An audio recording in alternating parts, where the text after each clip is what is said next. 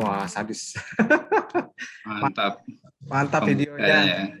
Nah, itu ada filosofinya kan, Do. Ada dua naga. Hmm, Itu ada artinya ada alumni Unsri dan juga Ormas Singgah ya. Baik, mantap, mantap. mantap, mantap. Baik, selamat datang. Assalamualaikum warahmatullahi wabarakatuh. Waalaikumsalam warahmatullahi Waalaikumsalam wabarakatuh. warahmatullahi wabarakatuh. Waalaikumsalam warahmatullahi wabarakatuh. Oke, terima kasih Sobat Tambang dimanapun berada ya. Selamat malam, selamat bergabung di podcast perdana kami, yaitu Podcast Biru. Podcast Bincang Seru bersama Rumah Singgah Kolibri dan Ikatan Alumni Tambang Unsri IATSRI. Saya Anton Darmawan atau biasa disapa dengan AA Gem. Bukan AA Gim ya, tapi AA Gem. Gembul. AA Gembul. Akan menemani Kando sekalian di 50 menit ke depan untuk mengenal lebih dekat tokoh kita nih kali ini, yaitu Dr. Insinyur Mas Agus Ahmad Azizi, ST IPM. Beliau ini sudah tidak asing lagi ya di bidang pergeotekan. Sudah, karena sering banyak informasi disampaikan melalui webinar baik nasional maupun internasional. Namun kita akan kupas beliau ini dari sisi yang berbeda. So jangan lupa ya, nanti di akhir acara ini jangan lupa like, share, dan subscribe channel kita nanti, supaya nanti kita akan update video-video terbaru dari channel ini. Oke, selamat malam Pak Dr. Insinyur Mas Agus Ahmad Azizi. Selamat malam. Malam Agem. Agem. Ini anaknya mau dipanggil apa nih? Pak Doktor, Pak Mas Agus, atau apa, Kando? Kando Bella, Kando.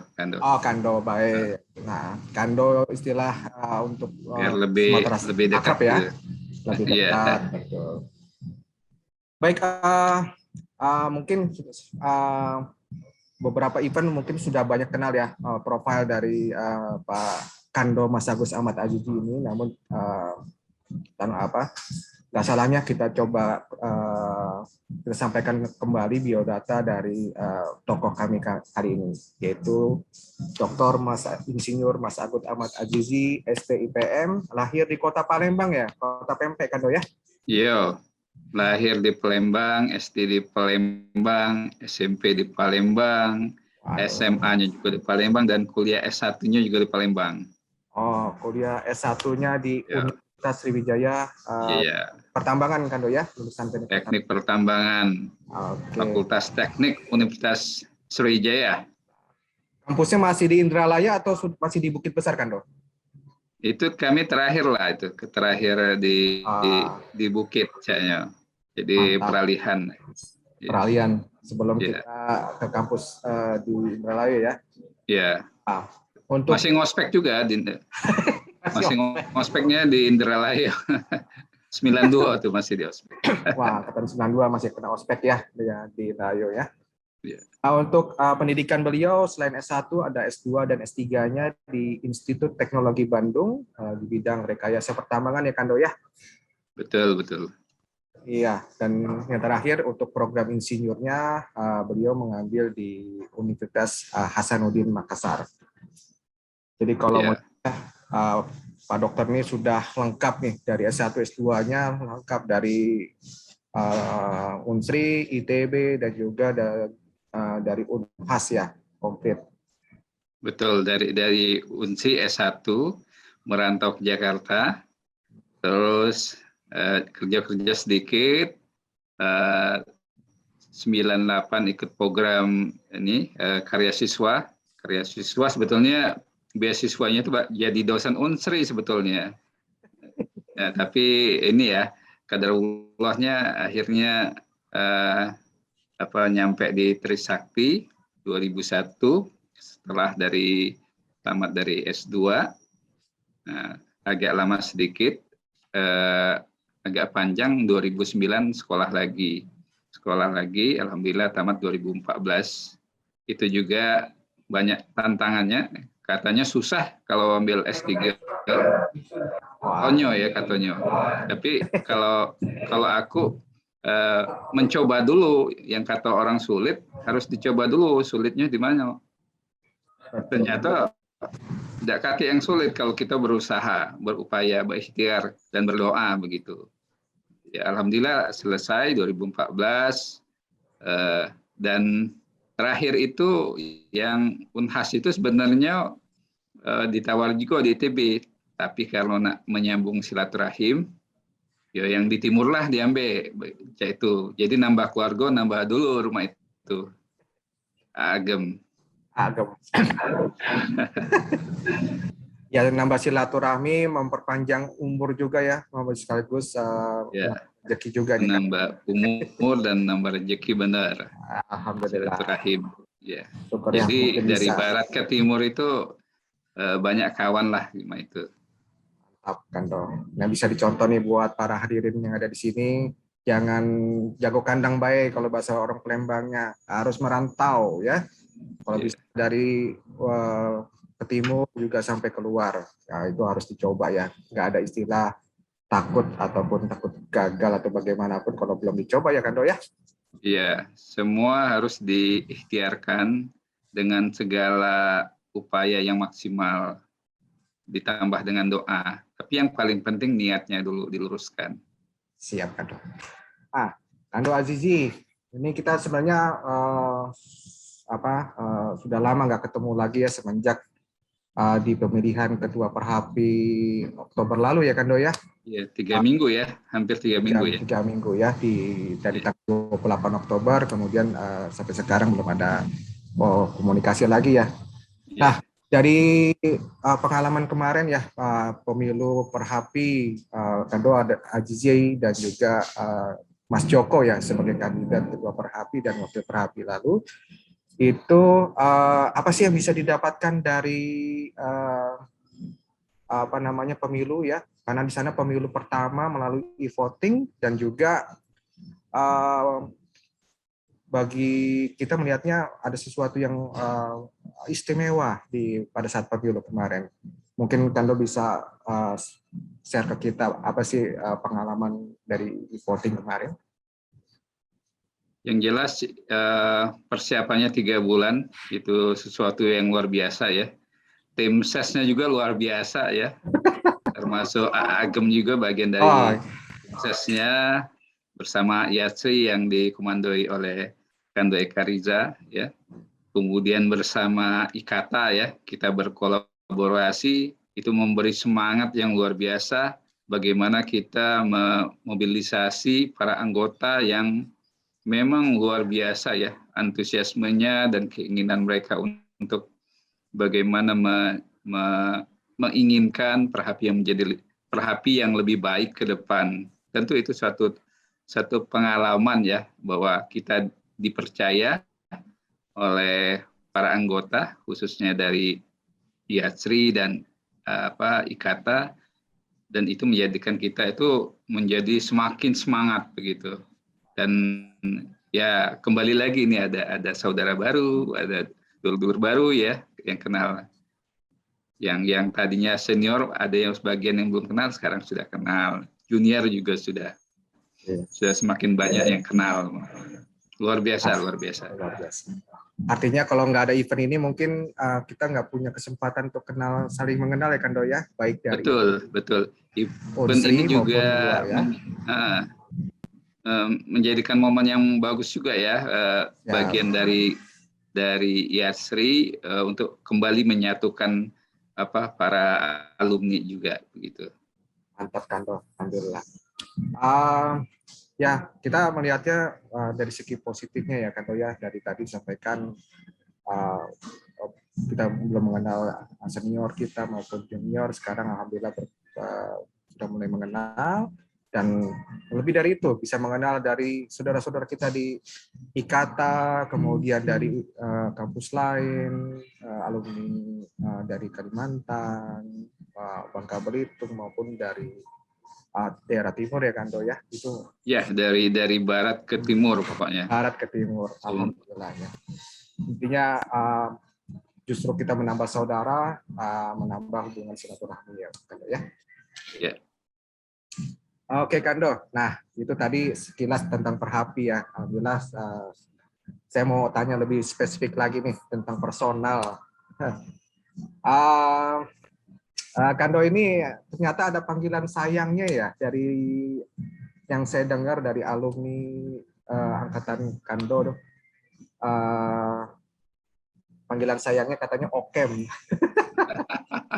Aduh, benar nggak Kando? Okem. Waduh. Kalau saya nggak Benar.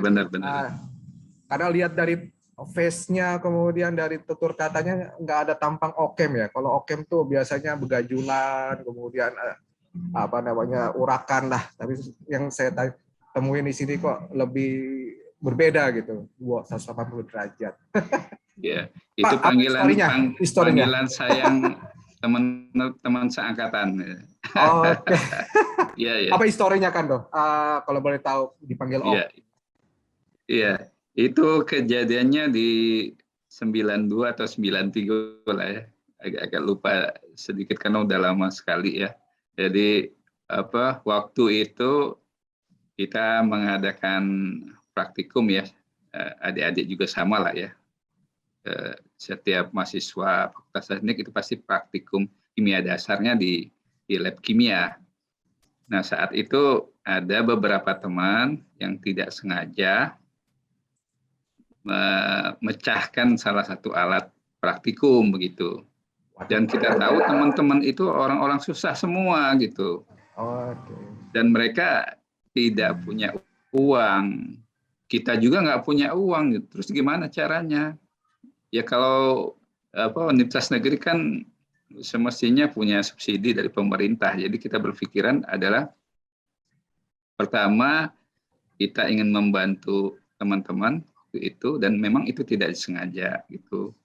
Iya. Jadi kita bikin skenario, akhirnya kita mengambil salah satu alat di sana, kemudian setelah diambil dikembalikan lagi begitu.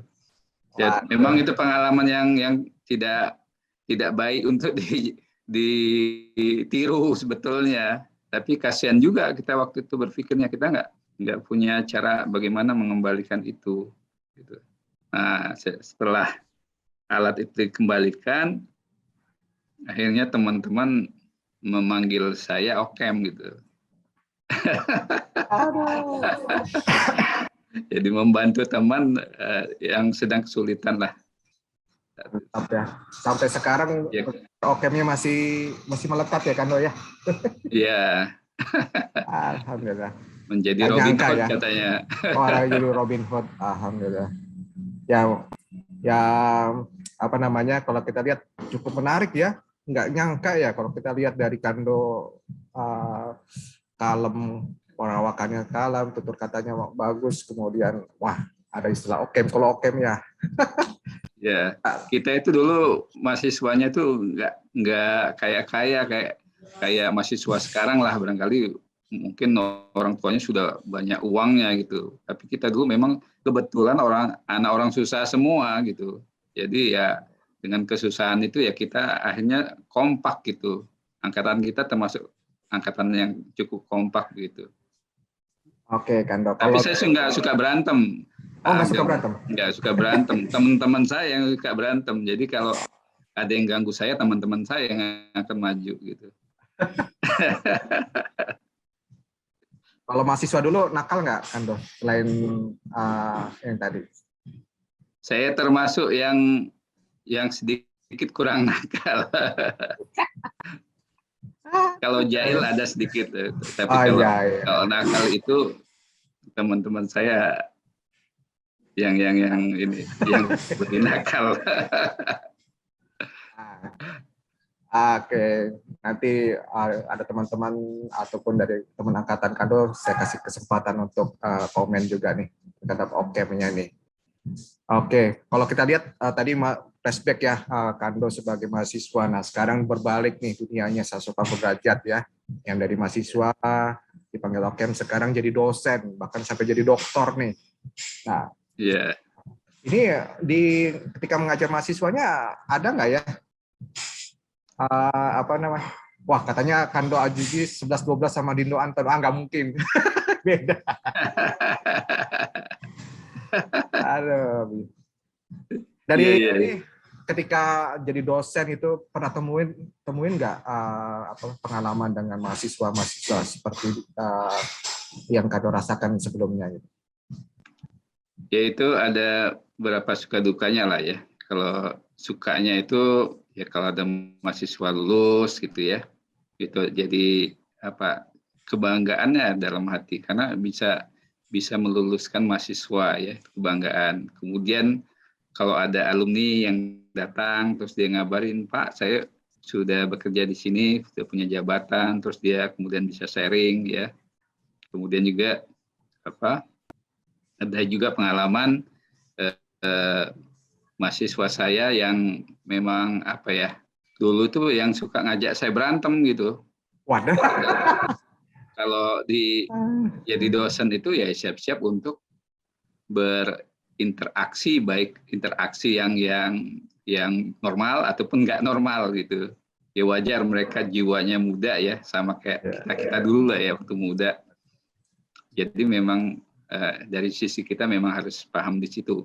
Jadi sempat saya diajak berantem karena dia mencontek waktu ujian gitu ya, mencontek waktu ujian. Terus ditegur dia nggak senang kan, diajaknya berantem saya di ruang kelas itu. Ya singkat cerita ya dia selesai, terus akhirnya dia lulus, kemudian ketemu saya lagi, dia dikerja termasuk di perusahaan yang bagus lah ya waktu itu. Terus memang berubah, jadi sifat dia dulu itu berubah sama sekali gitu, 180 derajat berubahnya. Terus dia kalau ketemu saya malu gitu, malu. Akhirnya dia ini ya sering kontak juga sih, sering kontak. Terus kemudian dia undang saya ngajar secara khusus ya untuk internal kursusnya di perusahaannya. Ya sampai sekarang hubungan kita baik gitu ya. Itu pengalaman salah satu ya, banyak nih. Ada lagi yang bimbingan saya ini hilang begitu lama sekali, 3 bulan udah nggak muncul, mau 6 bulan nggak muncul. Akhirnya saya ultimatum itu mahasiswa. Jadi lewat temannya saya kasih pesan, kalau lewat semester ini tidak muncul lagi, saya tarik sebagai pembimbing, saya bilang. Akhirnya dia muncul, dia ceritakan bahwa dia punya masalah, bahwa dia mendampingi ayahnya yang berobat di Malaysia kena kanker katanya. Akhirnya saya di situ paham juga, saya juga tercambuk juga ya. Oh, ternyata bahwa mahasiswa ini ketidakhadirannya bukan sekedar memang dia sengaja atas kemauan dia, tapi juga barangkali kita juga yang harus memahami apa yang terjadi. Jadi harus kita cek dulu ya, tabayun dulu ya, positive thinking dulu kepada mahasiswa. Nah, akhirnya setelah itu saya pelan-pelan juga memberikan motivasi ke dia sambil dia bisa mengobati ayahnya, dan alhamdulillah mahasiswa itu bisa tamat. Dan setelah itu yang saya bikin kaget, dia ternyata hobi menulis begitu, hobi menulis, dan sekarang banyak buku-bukunya yang bestseller, dan di salah satu bagian babnya itu ada nama saya ditulis di situ ceritanya. Banyak sih, banyak sekali sih pengalaman sebagai dosen ya.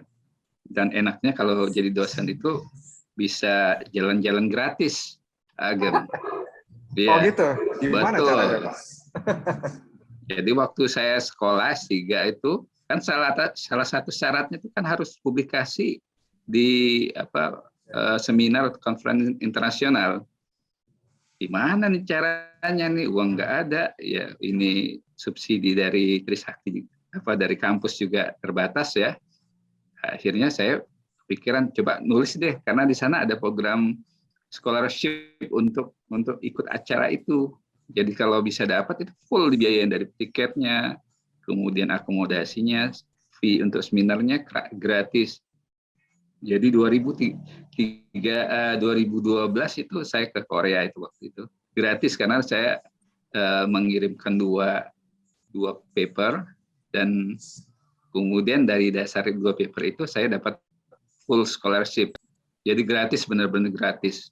Terus ada lagi 2013 ya tuntutan lagi kan harus salah satu syarat supaya saya bisa lulus S3-nya, publikasi juga. Waktu itu ada kegiatan International Society of Rock Mechanics di Wrocław ya, di Polandia waktu itu. Nah, program yang scholarship-nya nggak ada. Waduh, bingung nih saya nih, gimana nih caranya? Rupanya waktu itu Dikti kan menyediakan ini, ada program bantuan luar negeri ya untuk seminar. Jadi saya coba itu, dan alhamdulillah dapat gitu ya. Memang ada 75%-nya, akhirnya yang 25% saya bilang ke pembimbing saya, Pak, saya dapatnya 75%. Udah, kamu nggak usah pikirin, katanya. Nanti kita biayain semua sisanya. Aduh, mantap banget tuh. Jadi terakhir yang di Brazil juga yang 2019 juga gratis juga. Itu dari kampus yang biayain. Mantap itu ya. Perjalanan yang cukup panjang. Iya, nggak nyangka ya bisa jalan gratis tapi bisa dapat ilmu juga bisa apa mantap ya Kando.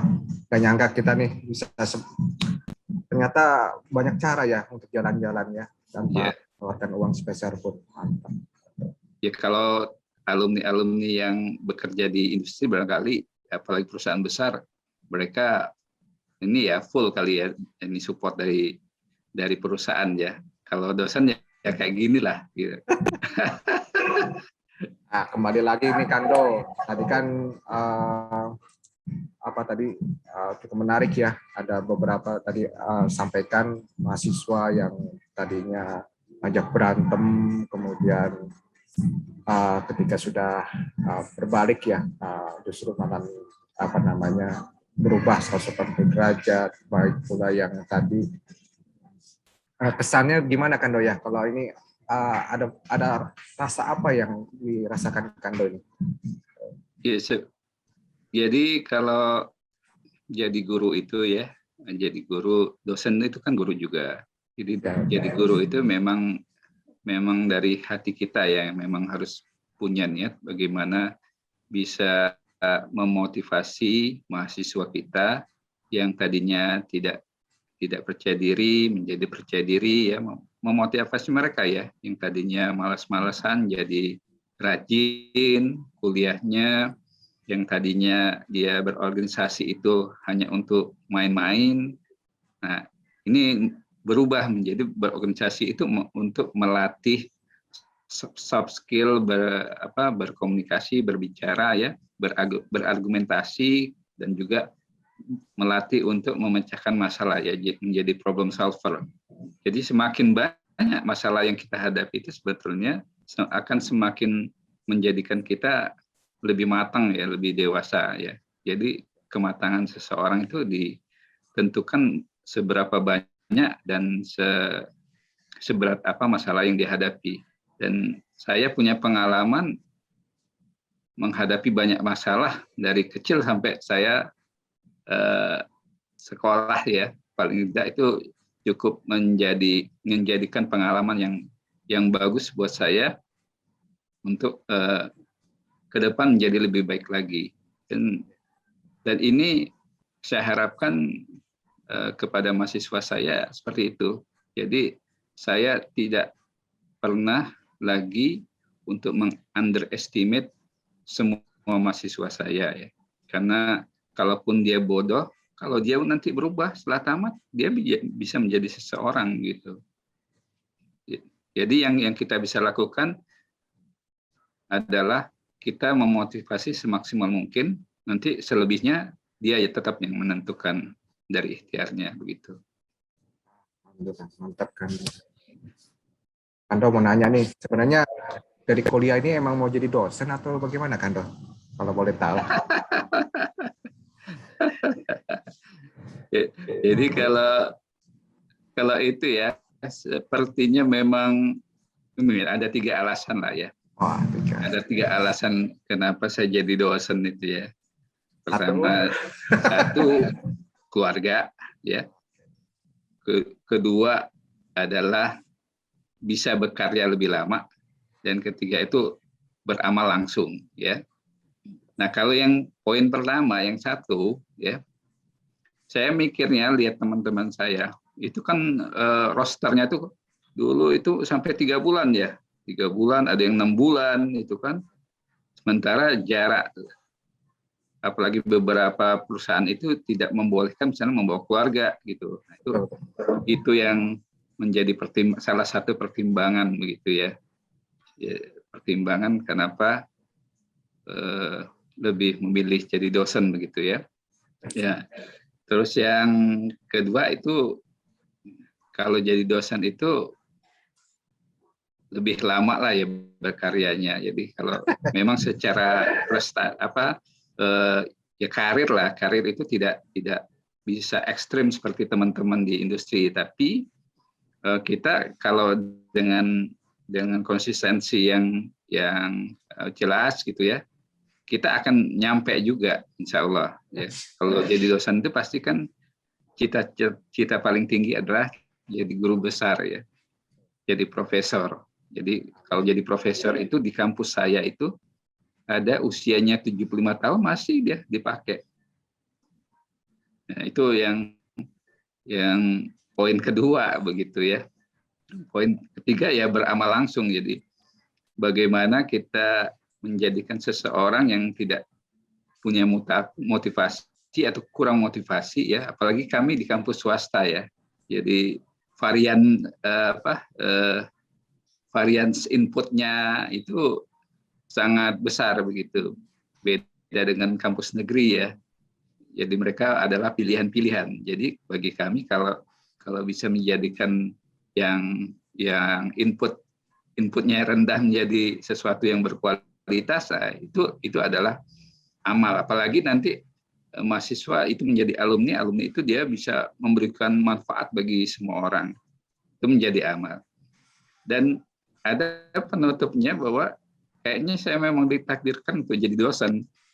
Karena sejak saya SMA saya dikondisikan harus memberikan kursus privat, terus di kuliah juga jadi asisten gitu ya. Jadi saya lebih dekat ke arah kampus-kampus lah. Setelah tamat juga begitu. Itu passionnya mungkin lebih banyak ke ngajar ya Kando ya. Ya. Yang menarik Kando ya, bagi kami sih yang namanya pendidik ataupun dosen guru itu merupakan tugas yang sangat mulia ya Kando ya. Kita bagaimana seperti tadi Kando sampaikan, dari orang yang mengajak berantem, merubah habit itu sangat susah ya, nggak bisa instan gitu. Ada beberapa proses. Nah, itu yang challenge tersendiri yang dirasakan bagi para pendidik ya. Iya, sampai ada orang tuanya yang datang ke saya itu nangis-nangis. Suami istri. Iya, betul, suami istri nangis-nangis.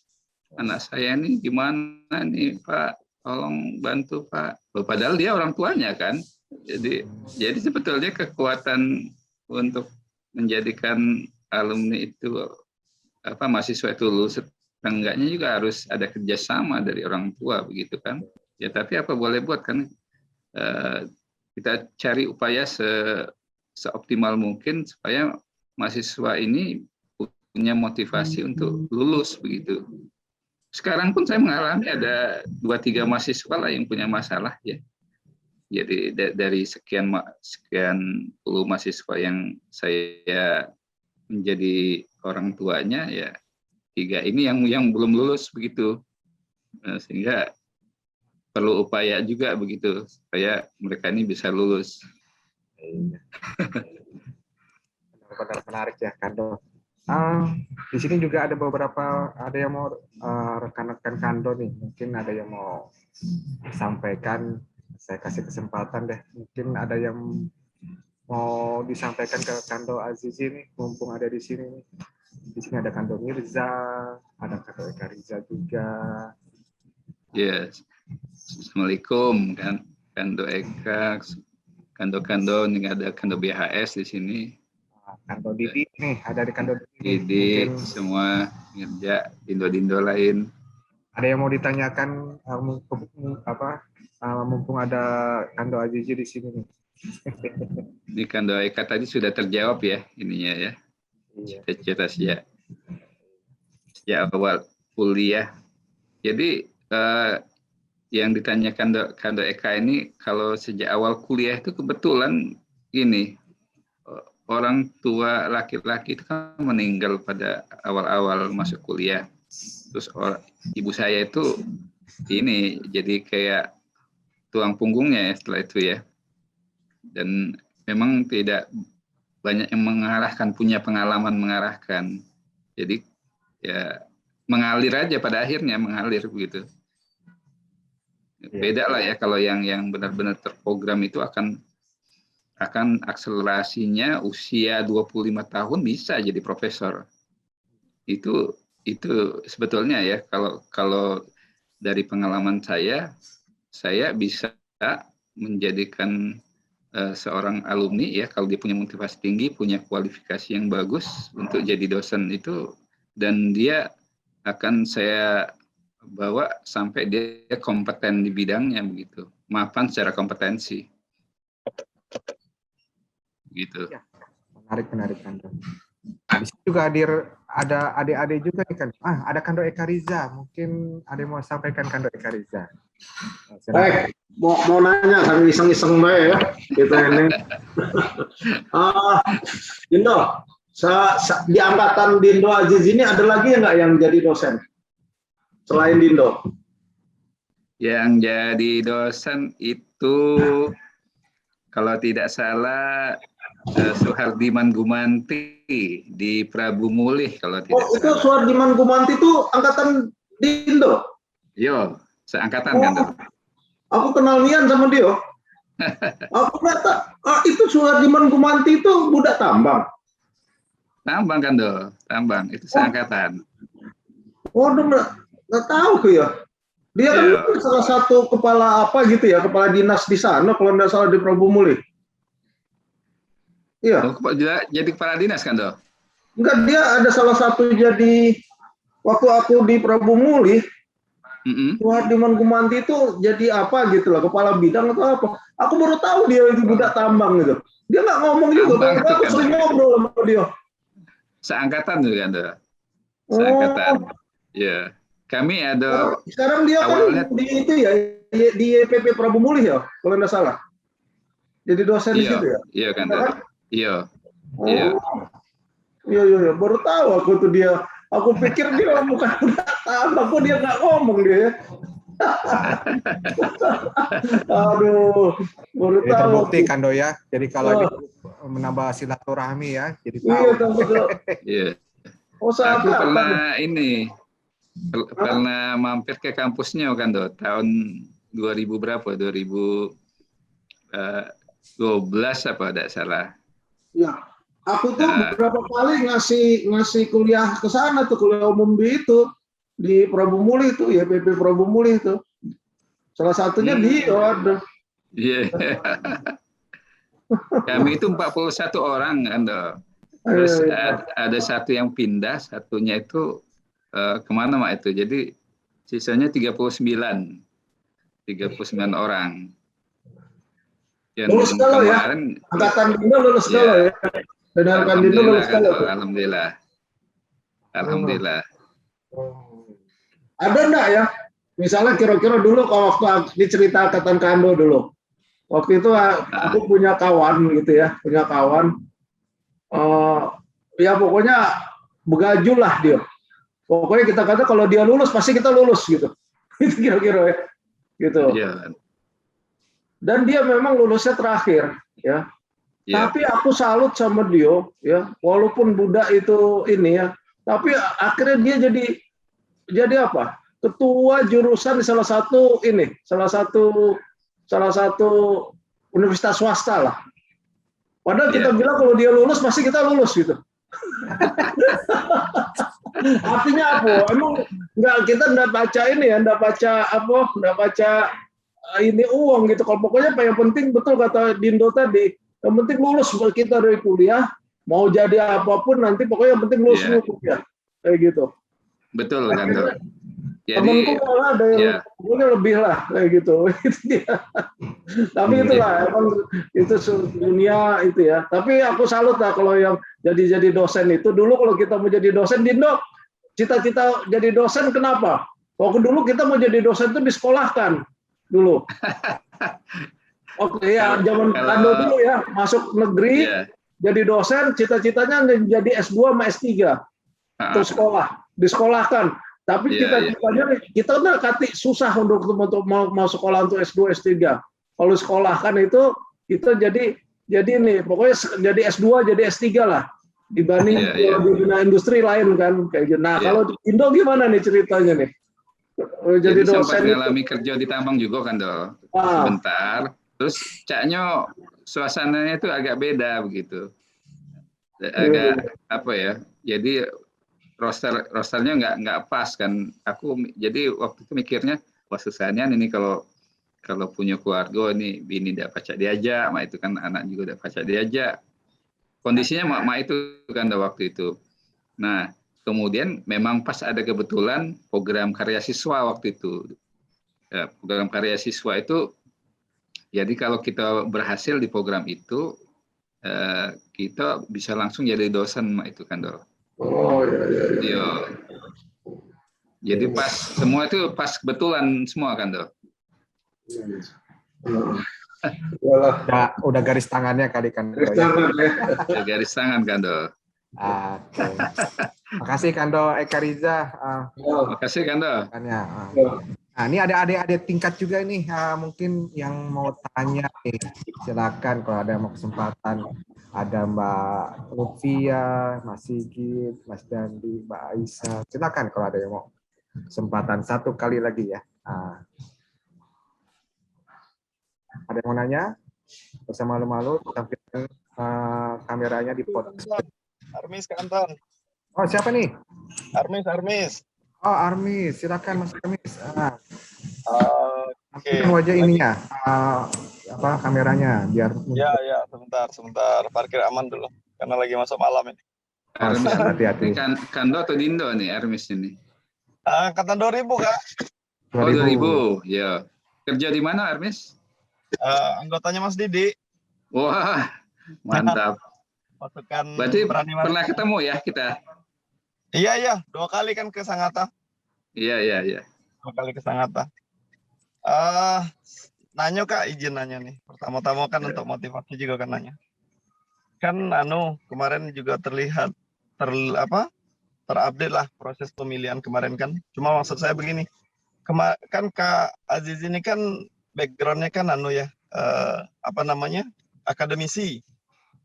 Nah, dulu kalau ingat Pak Mahmud Asim dulu ngomong link and match gitu, perguruan tinggi sama industri. Nah, kira-kira apa mungkin itu yang kemarin membuat posisi nilai tawar barangkali Kak Agus Aziz ini kurang diterima mungkin masyarakat industri tambang Indonesia mungkin, atau justru mungkin juga tujuan akhirnya malah akan lompat dari akademisi jadi praktisi begitu, Kak Agus. Demikian. Assalamualaikum warahmatullahi wabarakatuh.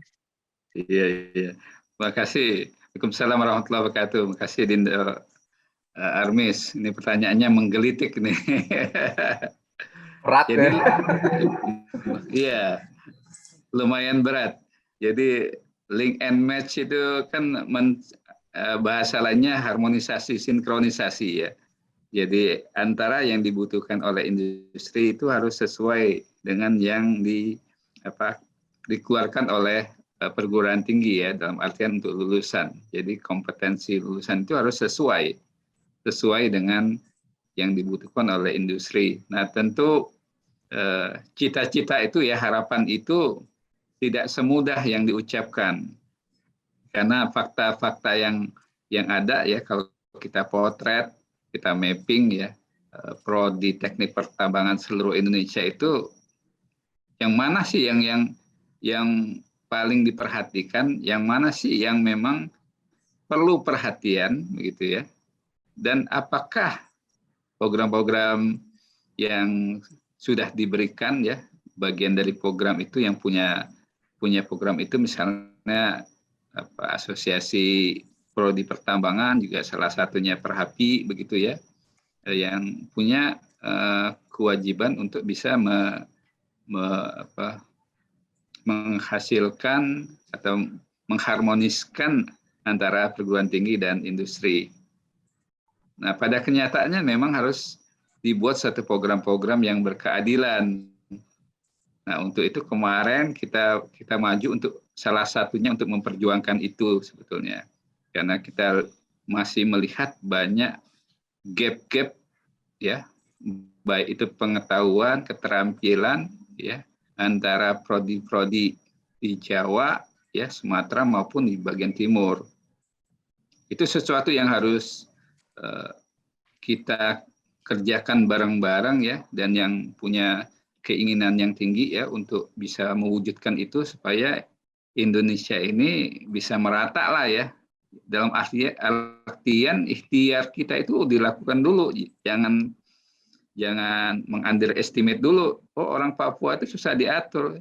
Kerjakan dulu, bikin programnya dulu misalnya. Nah, baru nanti kita lihat hasilnya dan evaluasi ke depan. Dan saya kira bahwa siapapun yang menjadi ketua Perhapi itu punya tanggung jawab besar untuk bisa mewujudkan atau meningkatkan kompetensi ahli pertambangan ya seluruh Indonesia itu menjadi lebih baik. Ya, event itu ujung tombaknya ada di perguruan tinggi begitu.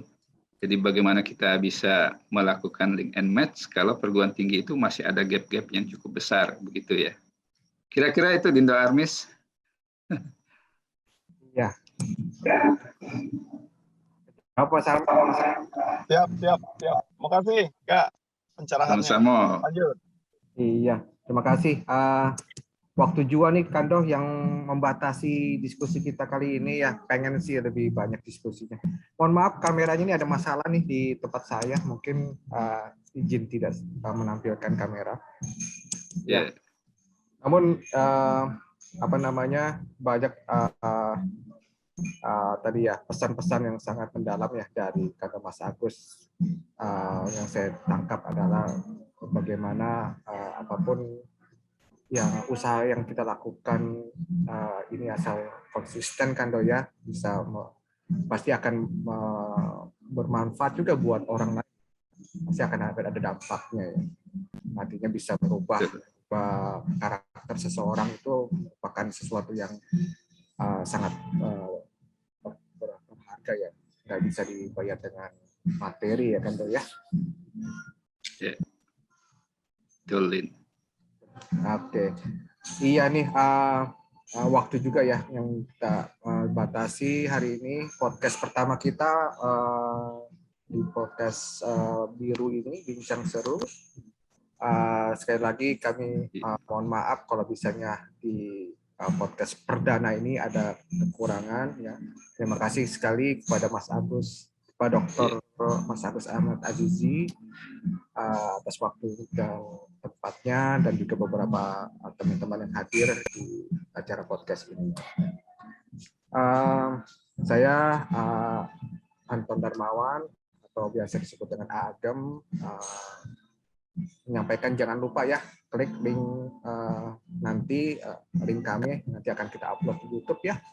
Jangan lupa like, share, dan subscribe ya. Kalau bisa senggol juga loncengnya supaya nanti bisa update acara episode-episode berikutnya. Demikian Sobat Tambang semuanya. Selamat malam dan sampai ketemu. Malam. Assalamualaikum warahmatullahi wabarakatuh. Waalaikumsalam warahmatullahi wabarakatuh. Terima kasih Kando Eka. Terima kasih. Kawan-kawan, Dindo semua. Semuanya. Terima kasih. Mantap.